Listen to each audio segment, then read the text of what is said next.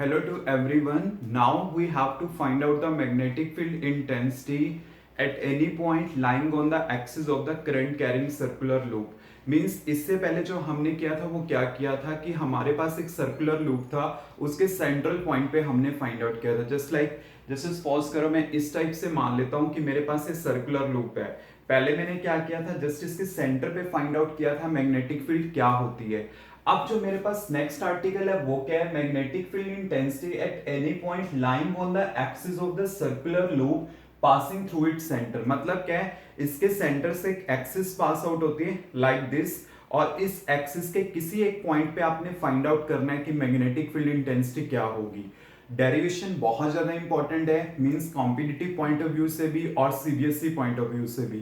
तो आपने डेरिवेशन को अच्छे से कवर अप करना है और 3D में फिगर पॉसिबल होगा, बट ये है कि आपने उस फिगर को अच्छे से अंडरस्टैंड करना है एंड देन कैसे हम एक्सप्रेशन तक पहुंचना है, ये चीजें आपको क्लियर होनी चाहिए। Any doubt? तो देखिए हम किस टाइप से आर्टिकल को करेंगे। यहां पे मैंने क्या करना है, सर्कुलर लूप को इस टाइप से प्लेस करना है, लाइक दिस। मैं इस टाइप से प्लेस करूंगा। तो देखिए मैं कैसे करता हूं इसमें। यहां पे मैंने क्या लिया है, एक सर्कुलर लूप लिया है लाइक दिस, और इसमें करंट फ्लो कर रहा है आई अमाउंट का। क्लियर? अब इसका मैं स्मॉल एलिमेंट लेता हूं, लेट इट बी डीएल। तो आपके पास जो करंट एलिमेंट होगा वो क्या होगा, आई डीएल वेक्टर, जो टेंजेंट के लॉन्ग एक्ट करेगा। और इसके सेंटर से यहां से एक ये एक्सिस पास आउट हो रही है, ये है मेरे पास ऑब्जर्वेशन पॉइंट पी, जहां पे मैंने क्या फाइंड आउट करनी है, मैग्नेटिक फील्ड इंटेंसिटी इसकी वजह से। और ये यहां से कितने डिस्टेंस पे है, लेट इट बी, ये यहां से x डिस्टेंस पे है। और मैंने कंसीडर कर लिया a इसका क्या है, रेडियस। इसकी वजह से मैंने यहां पे पता करना है मैग्नेटिक फील्ड होगी क्या। बिकॉज देखिए एक सिंपल सी बात है आपके पास कि ये सर्कुलर लूप है, अगर इसमें करंट फ्लो कर रहा है तो आईडीएल वेक्टर जो होगा, करंट एलिमेंट जो होगा, वो टेंजेंट के लॉन्ग एक्ट करेगा। क्लियर? मींस आपके पास ये है कि वो टेंजेंट के लॉन्ग एक्ट कर रहा है, और एक जो ऑब्जेक्ट एक सेंटर से पास आउट हो रही है और एक आपके पास इस टाइप से पास आउट हो रही है, मींस ये डिस्टेंस। अब देखिए ये वाला जो डिस्टेंस मेरे पास है, इसका यहां से लेकर के यहां तक का जो डिस्टेंस है वो मैंने कंसीडर किया है r। और ये जो r है इसका वैल्यू आपके पास क्या होगा, ये a है, ये x है। देन ये क्या हो जाएगा, under the root a square plus x square, ये होगा डिस्टेंस। क्लियर? तो देखिए ये आपके पास आइडियल है और ये आपके पास r है। क्लियर? आपने क्या फाइंड आउट करना है, यहां पे डायरेक्शन ऑफ द डीबी, क्योंकि अगर करंट एलिमेंट है मींस वो स्मॉल है, और उसकी वजह से जो मैग्नेटिक फील्ड होगी वो भी क्या होगी, स्मॉल होगी, मींस उसका डायरेक्शन क्या होगा। अब देखिए टेंजेंट के लॉन्ग है और आर आपके पास इस टाइप से है, तो दोनों में एंगल कितना फॉर्म होगा, ये 90 डिग्री का एंगल फॉर्म होगा। तो अगर मैं अकॉर्डिंग टू बायोट-सावर्त लॉ देखता हूं डायरेक्शन, जैसे आपको पता है ना बायोट-सावर्त लॉ को अगर मैं वेक्टर फॉर्म में लिखता हूं तो आपके पास क्या आता है, mu naught upon 4 pi I DL cross R divide by R cube. Clear? तो आपने क्या करना है, डीएल से आर पे जाना है। अगर मैं डीएल टू आर जाऊंगा तो डायरेक्शन क्या होगी, इस टाइप से होगी कि आपके पास ये जो सर्कल का प्लेन बना हुआ ना, दिस वन प्लेन, मींस इसके परपेंडिकुलर जाएगा। और इसके परपेंडिकुलर आप किस टाइप से जा सकते हो, आर आपके पास ऐसे है, डीएल आपके पास ऐसे है। अगर आप इस टाइप से जाओगे तो डायरेक्शन क्या बनेगा, इस पॉइंट पे आपके पास डायरेक्शन बनेगा डीबी का ये। क्योंकि इसमें ना हमारी सबसे बड़ी कंफ्यूजन होती है कि डीबी का डायरेक्शन क्या होगा। अगर आप डायरेक्ट याद रख सकते हो तो अच्छी बात है, नहीं तो आपको पता चल जाएगा कि कैसे, कि डीएल टू आर आपने जाना है। डीएल टू आर जाऊंगा तो मतलब इस टाइप से परपेंडिकुलर बनेगा। अगर इस लाइन के परपेंडिकुलर है और मैंने इस पॉइंट पे पता करना है तो होगा क्या, वो इस टाइप से आपके पास होगा। मैं मान लेता हूं कि ये एंगल क्या है मेरे पास, फाई है। क्लियर? तो आपके पास क्या होगा, यहां पे अगर ये फाई है तो एंगल ये भी क्या होगा, फाई होगा, by the difference of 90 degree. क्योंकि देखिए ये आपके पास 90 डिग्री है, ये भी आपके पास 90 डिग्री है, तो यहां पे क्या होगा, अगर ये फाई है तो ये भी क्या होगा, फाई होगा। तो जिसके साथ एंगल बन रहा है वो कंपोनेंट क्या होगा, कॉस, और उसका परपेंडिकुलर क्या होगा हमारे पास, sine. DB sine phi. Clear. अब जैसे मैंने इसके लिए लिया है, ऐसे आपके पास यहां पे भी एक एलिमेंट ले सकते हैं, उसके लिए भी मैंने पता करना है। तो यहां पे आपके पास ये होगा, और यहां पे इसके लिए dB का डायरेक्शन मेरे पास ये होगा। मैं मान के चलता हूं कि इसके साथ ये जो एंगल बना रहा है, लेट इट बी फाइव। अगर इसके साथ एंगल फाइव बन रहा है, क्योंकि देखो एक सिंपल सी बात है कि कई बार ना हम डिफरेंट ले लेते हैं कि यहां पे dB होगा, यहां पे dB डैश होगा, but these two value are same, क्योंकि देखिए डिस्टेंस सेम है, सिमेट्री है फिगर्स में। तो इसका मतलब क्या है, आपके पास यहां पे अगर ये dP है तो ये भी क्या होगा, सेम वैल्यू ही होगा।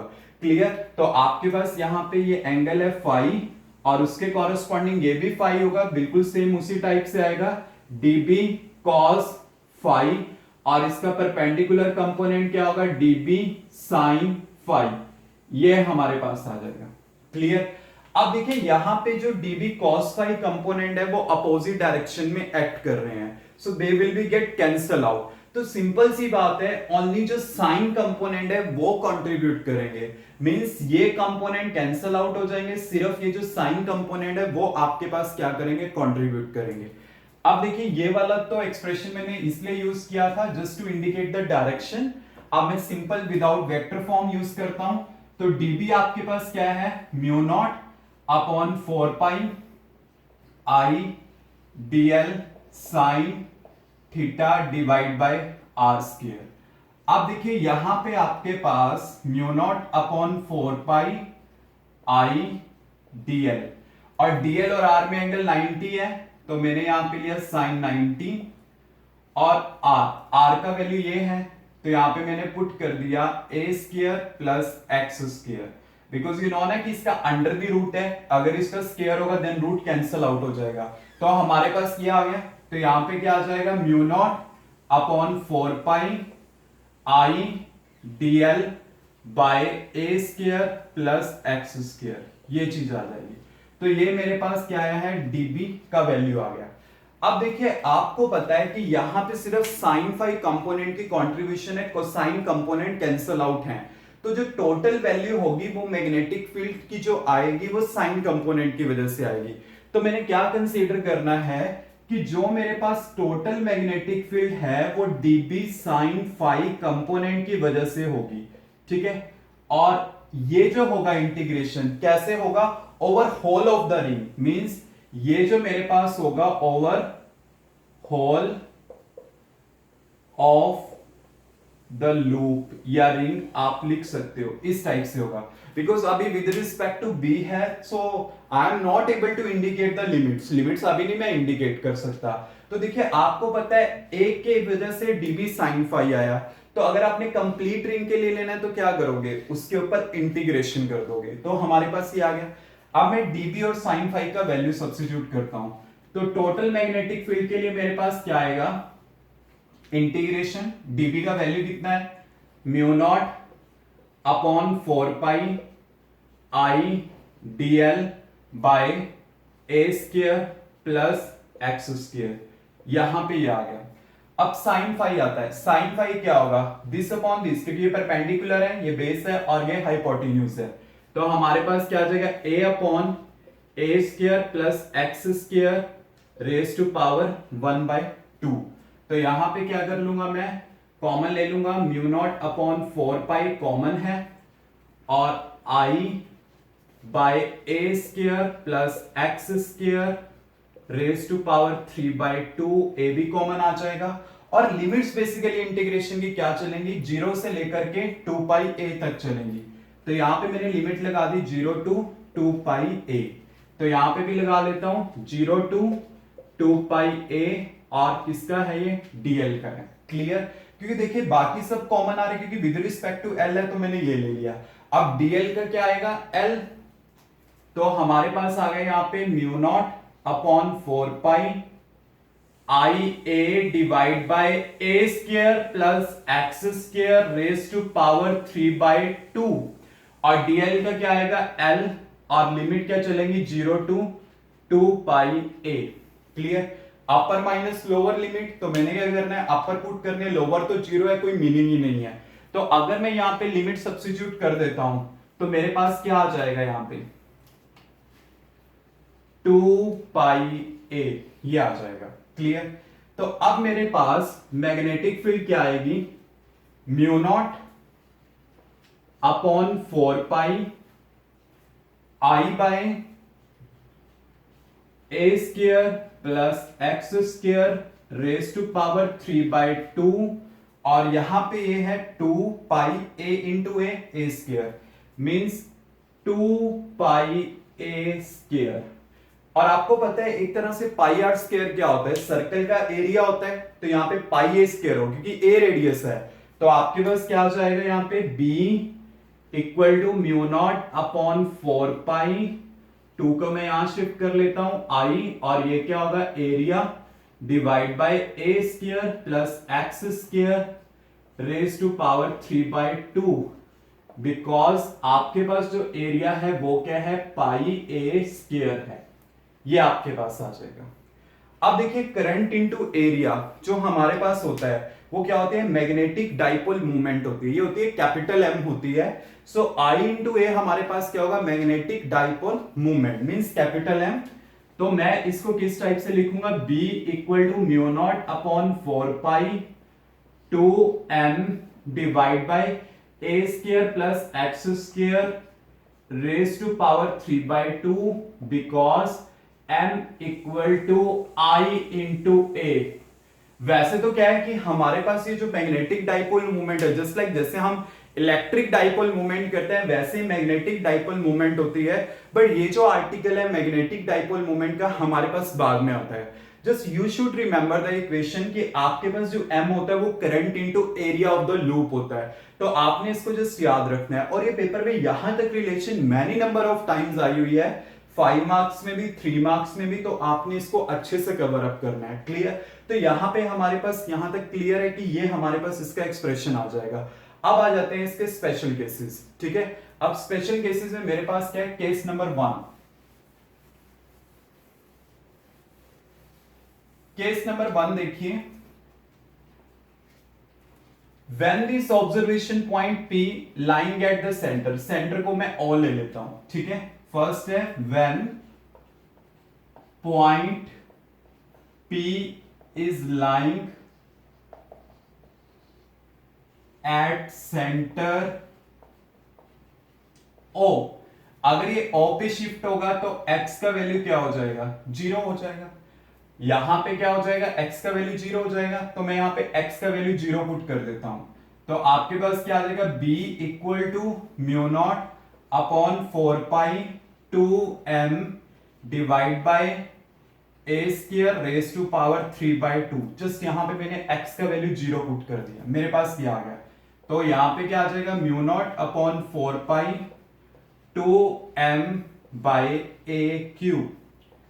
और देखिए सर्कल के सेंटर पे जो मैग्नेटिक फील्ड होती है वो मैं ऑलरेडी करवा चुका हूं इससे पहले वाली वीडियो में कि आपके पास सेंटर पे जो मैग्नेटिक फील्ड होती है तो वो सेम एक्सप्रेशन ही होंगे। कैसे, देखो इसको अगर मैं थोड़ा सॉल्व करके लिखता हूं, म्यू नॉट अपॉन 4π 2m क्या होता है, करंट इनटू एरिया, एरिया क्या होता है pi a square and divide by a cube, a square से कैंसल आउट, तो ये क्या आ गया, mu naught upon 4π I by a, और 2 को मैंने इसके साथ लिख दिया पाई के साथ, तो ये हो गया ना, वही हम कहते थे ना mu naught upon 4π I by r into angle subtended at the centre, क्योंकि अब रेडियस ए है, पहले क्या था आर था, तो एक्सप्रेशन तो सेम सेंस में ही आ रहे हैं ना, तो इसका हम यूज कर सकते हैं। बट अभी आप अगर इसको पेपर में यहां तक भी सॉल्व करोगे देन सफिशिएंट है। क्लियर?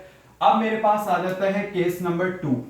केस नंबर 2 मेरे पास क्या है कि अगर ये मेरे पास x जो है वो बहुत ज्यादा दूर लाई करे, means if the x lies for away, अगर x बहुत ज्यादा दूर लाई करेगा मींस x का वैल्यू क्या होगा, much much greater than that of a होगा, मींस अगर वो बहुत ज्यादा दूर लाई करेगा, तो अगर ऐसी कंडीशन है तो आप क्या कर दोगे, a को निगलेक्ट कर दोगे, तो b इक्वल टू क्या आ जाएगा, mu naught upon 4π 2m bye, यहां पे मैंने क्या किया, x का वैल्यू ज्यादा है तो a को निगलेक्ट किया, x square 3/2, 2 will be cancel out, mu naught upon 4π 2m by x cube, ये मेरे पास इसका आंसर आ जाएगा। अब थर्ड केस आता है, थर्ड केस में क्या है, when the x become equal to a, जब सेम डिस्टेंस पे लाई करें, अगर a x के इक्वलेंट होगा तो क्या होगा, b equal to mu naught upon 4 pi 2m by a square, यहां पे भी मैंने a पुट कर दिया, plus a square raise to power 3/2, इस टाइप से आ जाएगा। इसको आगे हम सॉल्व करके लिख सकते हैं, mu naught upon 4 pi 2m by 2a square raise to power 3/2।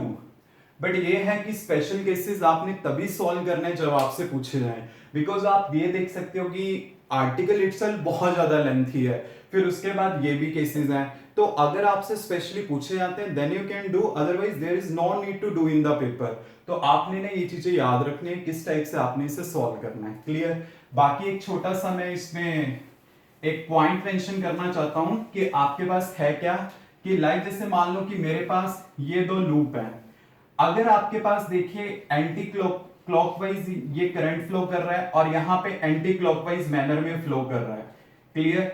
अगर आपके पास क्लॉकवाइज फ्लो करता है तो ये हमेशा क्या करता है, साउथ को इंडिकेट करता है। You can see in the figure कि सेम सेंस में है, जैसे ये एस हमारे पास बन रहा है उसी सेंस में यहाँ पे करंट चल रहा है, और अगर ये मेरे पास इस टाइप से फ्लो कर रहा है एंटी क्लॉकवाइज, तो ये किसको इंडिकेट करेगा, नॉर्थ पोल को इंडिकेट करेगा।